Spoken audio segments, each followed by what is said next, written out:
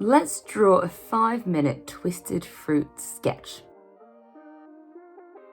Grab your pencils, let's get started. So fruit that twists is very similar to fabric that folds.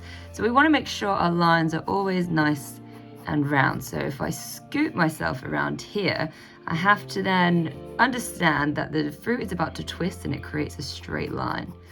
Then I just want to bring this parallel line up to the top and it starts to pinch right up here. From here, our curve continues, so we bend around. And we do the same over here. And then we can just create an arch that connects those two lines at the bottom. And this one will be a little bit rounder here, and a little bit rounder there. So we're going to make sure that these connect as well, followed by the final bit, which goes from this line, it continues, and then we just connect those at the bottom. So shading wise, this is the underneath and this is the skin. So flesh and skin. So all I want to do is try and go a little bit darker where it bends, which is the furthest part away from us. And then as I move around, it gets a little bit lighter. And then after I've hit the middle, I start to push a little bit darker again. So I really want to get this lovely gradient. So don't be too precious. Or if you have more time, of course, you can be a little bit more focused on it and try and make it nice and smooth. Otherwise, we can just go for a rough sketch for now. And then on this side, I want to do the same.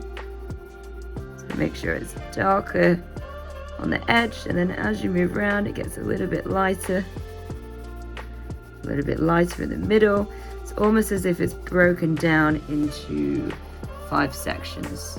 We've got dark, medium, light, medium, dark. And this part is the medium. This part is the dark. So we still have time. We've only been doing this a couple of minutes. So actually I'm going to go in a different direction, which is a vertical line, and I'm just going to try and smooth that out. And the more directions you add, the smoother your texture becomes.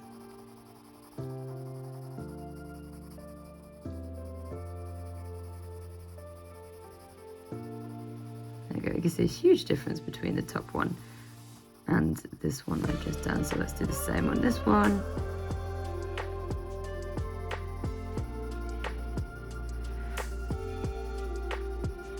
And that edge, lovely.